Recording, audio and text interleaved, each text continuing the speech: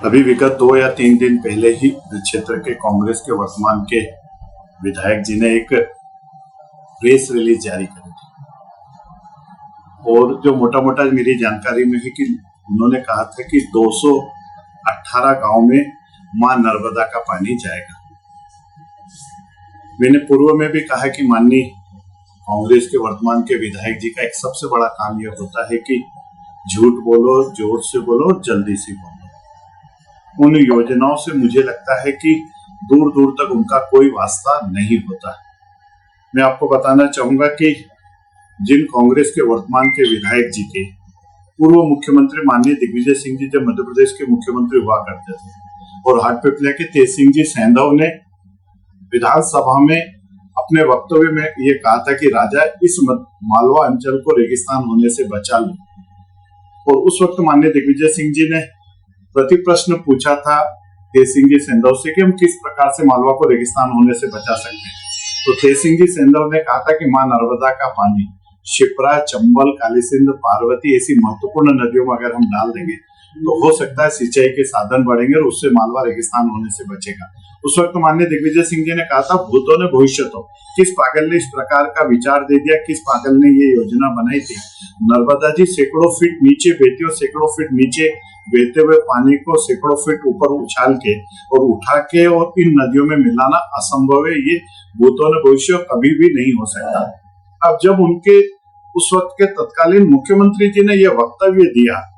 तो फिर आपके जहन में तो ये बात आ ही नहीं सकती।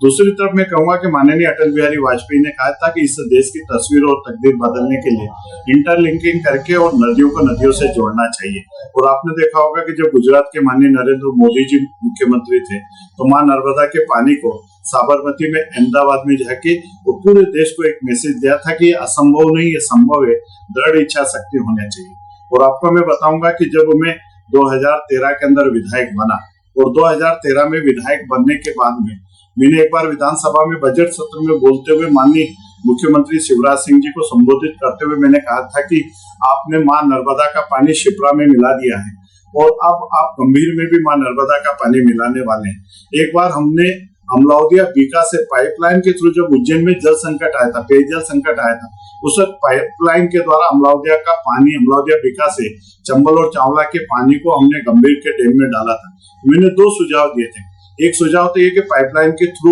गंभीर में मां नर्मदा का पानी आने के बाद में हम चंबल और चावला में डाल दें, या फिर हम अगर ये गंभीर प्रवाहमान हो जाती है, अगर बहने लग जाती है तो उन्हेल से पिपरोदा बागला की दूरी बहुत कम है और नहर के द्वारा भी हम पानी को मिला सकते हैं। उस वक्त माननीय शिवराज सिंह जी ने कहा था कि मैं मेरे चैम्बर में बैठा बैठा दिलीप शेखावत जी के उद्बोधन को सुन रहा था और उनका सुझाव बहुत अच्छा और मैं भविष्य में इस प्रकार की योजना बनाने पे विचार करूंगा। ये उस वक्त माननीय शिवराज सिंह जी चौहान ने कहा था। उसके बाद में मैं लगातार पत्राचार करता रहा और आपको ध्यान में होगा कि माननीय थावरचंद जी गहलोत जी, मैं और 5 विभाग के प्रमुख सचिवों के साथ में भोपाल में हमारी बैठक हुई 2018 में और उसके पहले मैं लगातार पत्र लिखता गया, लगातार प्रयास करता रहा और 2018 में माननीय शिवराज सिंह जी चौहान ने कहा कि नागदा के पेयजल संकट को, खाचौद और रेलवे के पेयजल संकट को, और चूंकि उद्योग भी पानी की कमी के कारण बंद होते हैं, उन्होंने कहा था मुझे 1 महीने में डीपीआर चाहिए। मुझे लगता है मध्य प्रदेश में ये पहला उदाहरण था कि 1-1.5 महीने में इतनी बड़ी योजना जो 2000 करोड़ से भी ज्यादा की योजना थी वो बनी, उसके टेंडर निकले, वर्क ऑर्डर निकले। अब सबसे बड़ी बात है कि 2019 में चूंकि कांग्रेस की सरकार बन गई, यहाँ विधायक भी हमारे कांग्रेस के मित्र बन गए और मुझे आश्चर्य होता, ये इस प्रकार के सारे पेपरों में एक समाचार छपा था। विधायक दिलीप सिंह जी गुर्जर ने विधानसभा में प्रश्न लगाया था और उन्होंने प्रश्न पूछा था क्या नर्मदा का पानी चंबल में या नर्मदा चंबल लिंक योजना है या शिप्रा लिंक योजना है, और मंत्री का उत्तर था कि इस प्रकार की कोई भी योजना नहीं है। और समाचार पत्रों में आधे पन्ने से ज्यादा के समाचार छपे थे और ये कहा गया था कि ये नर्मदा जी का पानी चंबल में आना एक जुमला है, केवल दिलीप शेखावत ने झूठ बोला था और तरह तरह से हमारी हंसी उड़ाई थी। उसके बाद में जब 2020 के अंदर भारतीय जनता पार्टी की सरकार मध्य प्रदेश के अंदर बन गई और भारतीय जनता पार्टी की मध्य प्रदेश में सरकार बनने के बाद में मैंने 2019 में भी पत्र लिखा, 2020 में भी पत्र लिखा,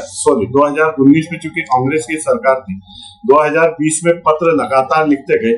और अभी थोड़े समय पहले ही माननीय थावरचंद जी गहलोत जी के साथ में नगर पालिका के हमारे पार्षद ओपी गहलोत जी हम लोग भोपाल गए थे और उस समय भी मैंने एक पत्र दिया था कि मां नर्मदा का पानी को, ये पत्र ये सारे समाचार पत्रों में पत्र आया था और उनमें यह छपा था कि मां नर्मदा का पानी हम गांव में प्रत्येक गांव में दे। और मैंने तर्क ये दिया था चूंकि 1000 फीट से लेके कई गांव में 1200 फीट के ट्यूबवेल से लगाने के बाद भी पानी नहीं आया था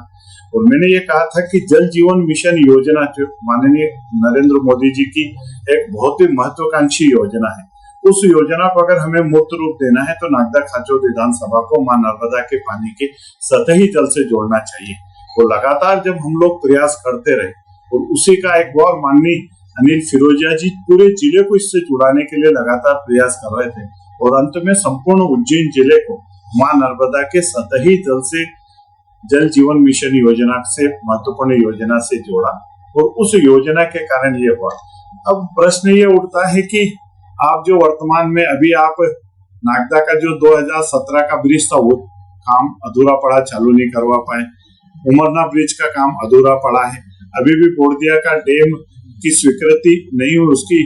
जो एक प्रशासकीय स्वीकृति उसके लिए आप कोई प्रयास नहीं कर रहे हो। नागदा से बड़ा चिरोला की जो एक महत्वपूर्ण सड़क है वो पूरी सड़क अभी अधूरी पड़ी है। तो इस प्रकार से मुझे लगता है कि आप इस संपूर्ण विधानसभा क्षेत्र को कोई बहुत महत्वाकांक्षी योजना है जनता को दे पाए ऐसा मुझे नहीं लगता, लेकिन कम से कम झूठ